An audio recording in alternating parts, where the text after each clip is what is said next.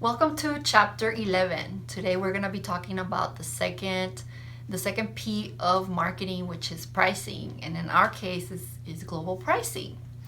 And this is also an important topic for us to take a look at because it's one of the most difficult things as a global marketer to overcome.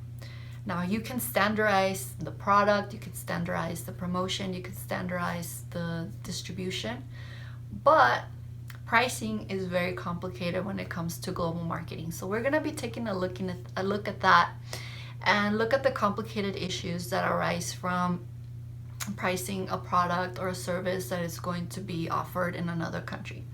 Some of these issues include currency changes, devaluations, the currency exchange. When you have one currency have more power than another one, and when it goes the opposite direction, losing your profit due to that. Tariffs, right? Things that we talked about before, like tariffs and non-tariffs, but in this case we're going to focus on tariffs, obviously, which are taxes included in the product. Once they cross the border, you have that tax on top of it.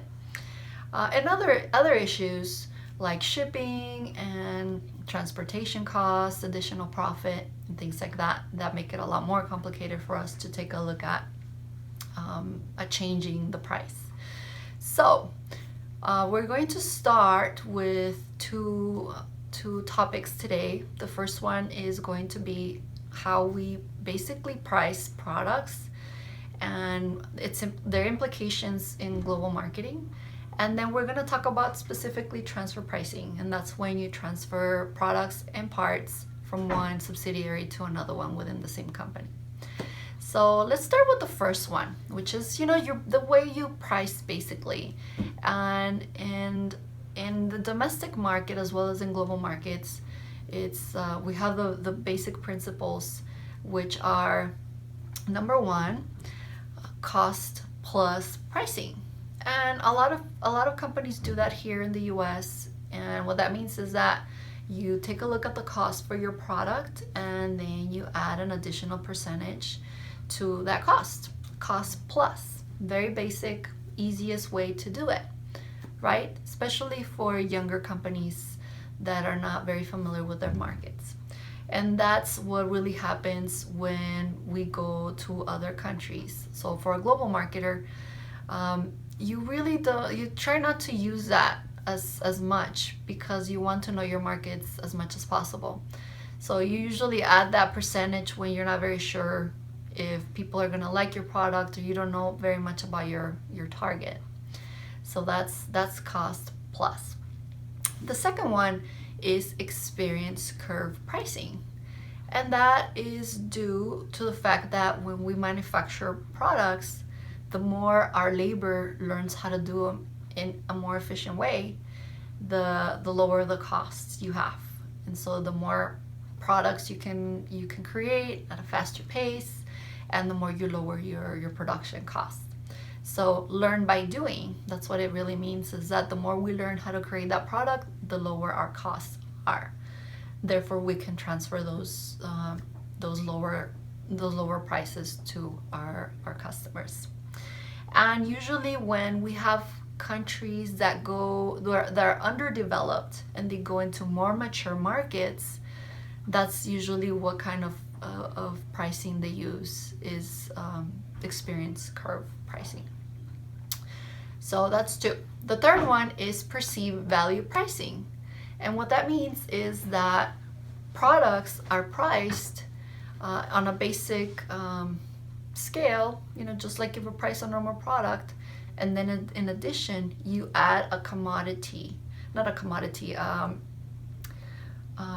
premium for it, which is you add it to the commodity. You add an additional premium, and that's because you have a specific benefit or a specific brand where you can add that additional price.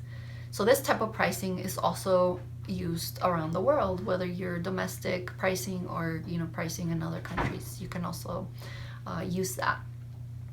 The last one is called demand pricing, and A lot of companies do this because they know what customers are willing to pay for a product, and then they work themselves backwards. And then they decide what materials to use, what kind of design to use based on what people are willing to pay for something. Usually, cell phone manufacturers will use this strategy based on what they think people will pay. And so they work themselves backwards and create all of these different products for people to enjoy. All of these manufacturers might use this with the exception of Apple, which is a little bit different, and they usually use skimming pricing. So those are the basic principles of pricing and how they're used in a global context. The second related topic to this is called transfer pricing. Why do we care about transfer pricing? That is because companies usually have subsidiaries in different places. You'll be surprised to know that when you transfer a product from one country to the other one, let's say from the US to the UK, doesn't matter if it's the same parent company, you have to sell the product to the other company. And so that has to be written on the books that you've shipped a product from here to the UK. So you have to take into consideration shipping costs, insurance costs, tariffs, and other profit that the other company wants to have, or distributors want to have in addition to your price. So as you can see in the exhibit, the price for a product created here in the US is $100. If you look at the process that is taking place and all of the additional charges that you see, the final transfer price ends up being $281 to the consumer, and that's because we've added all those extra steps. And so it doesn't matter whether it's different companies or within a company, you have to pay the price to receive those products or parts. Sometimes companies just ship parts amongst themselves, and they still have to pay for that. Now, there's this rule called arm's length rule. And what that means is that when you're pricing your product, it has to be according to the market price. So if I am in the US and I have my manufacturing plant here, and I am transferring another product to my UK subsidiary, I have to price my product to them to reflect what it will cost them to get the same product in their market. So I cannot lower the price too much, because then that will show that I am trying to move profits from one country to the other.